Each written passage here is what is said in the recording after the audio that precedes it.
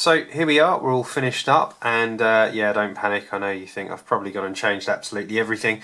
There are a few things I've changed. I have switched out these props, but that's just because I'm going to be testing a load of different props, including obviously the ones that come with it, because it's important we see how they perform. I did take the spinners off because I'm not really a fan of spinners. I prefer locking nuts, so I got these lightweight aluminium ones in this nice snazzy red. It took all of 5 minutes for me to get annoyed with the fact that I couldn't get to the USB, and having to take this off and on soon became a massive pain. Yep, you probably could have predicted that one.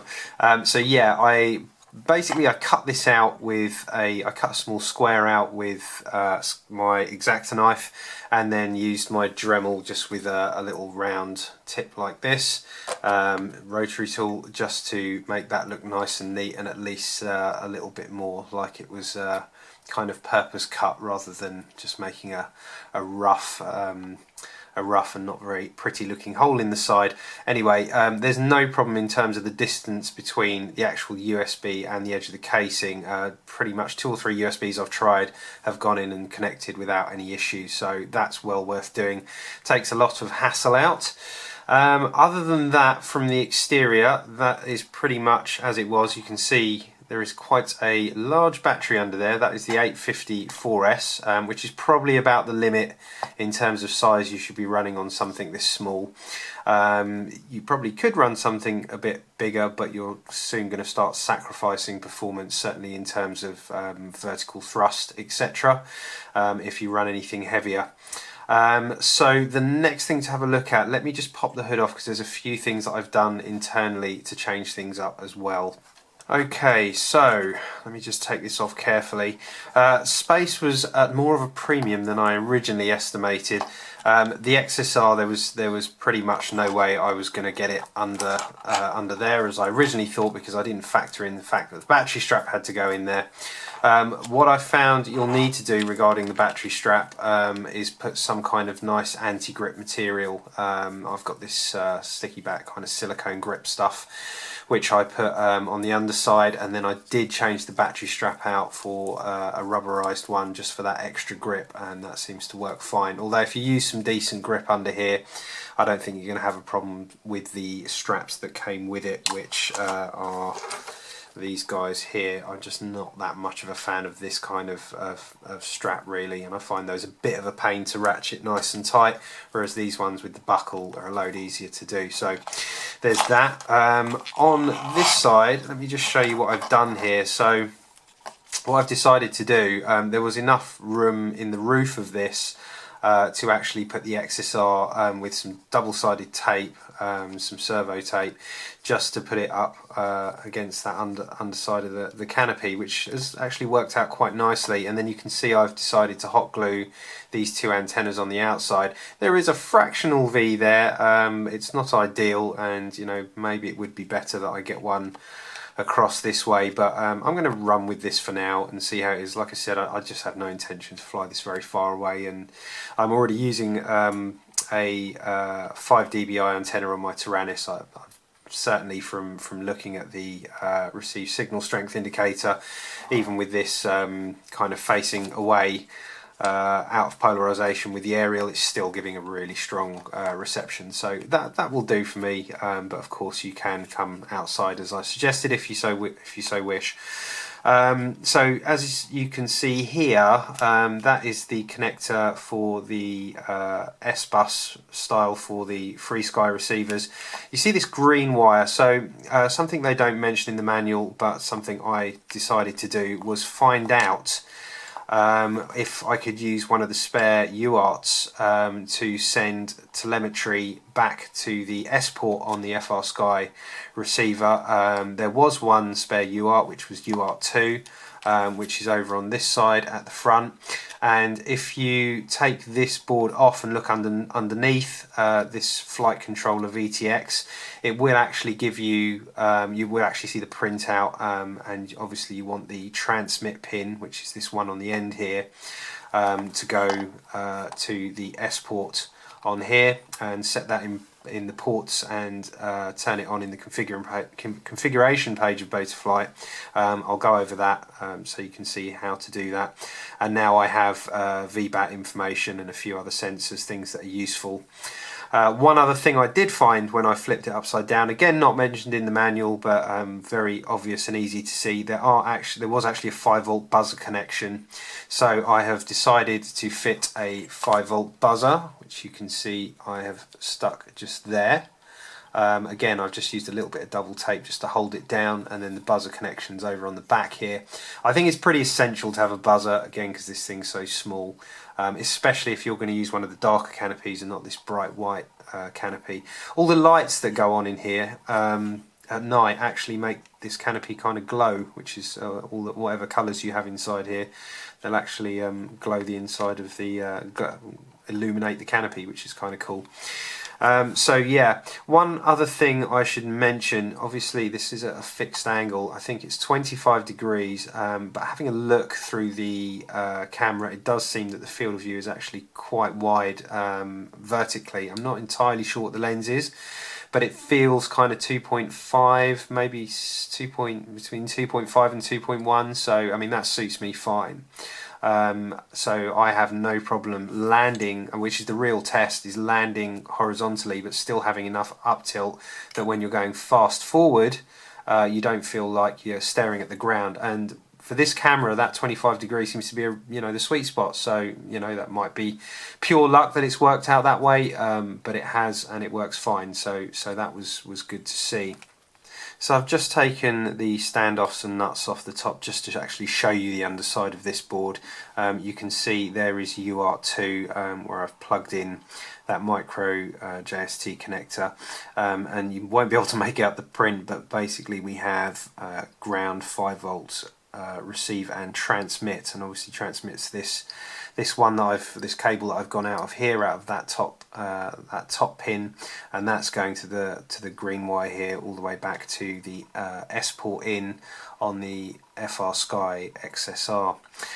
You can also see here up near the SMA connector the plus and minus for the 5-volt buzzer, which I've taken off and added. Obviously I think that's really important, and there's also some dedicated pads for the LED at the back.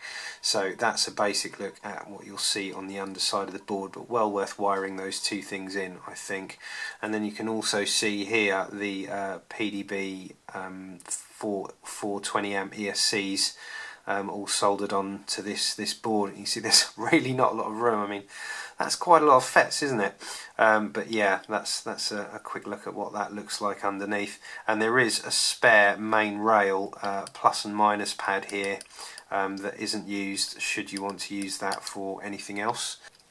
Another thing I noticed as well is that this SMA connector, so it's probably worth pointing out, I don't know if you can see this or how well you can see this, but that SMA connector, you can see there is some solder to the center pin.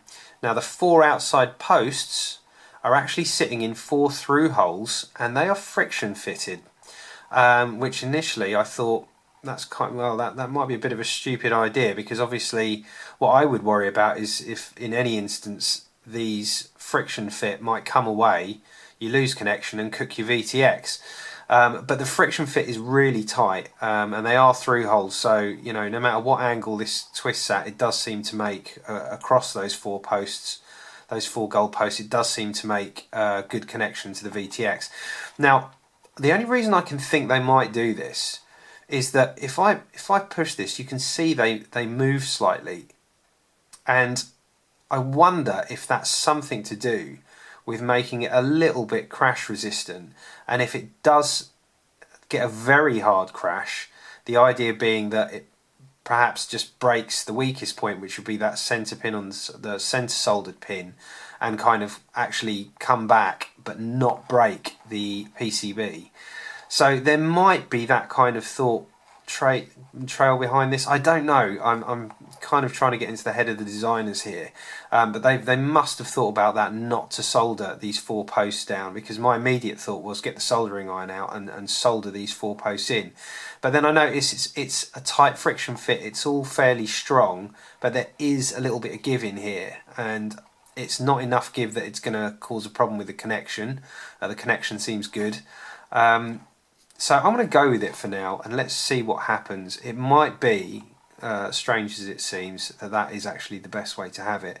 If I do start to notice any weirdness in the signal for the video, or if I frequently inspect this and see something starting to look a bit odd, or this starting to come away, I will solder those down, or at least tack the opposite corners just to give that a little bit more strength.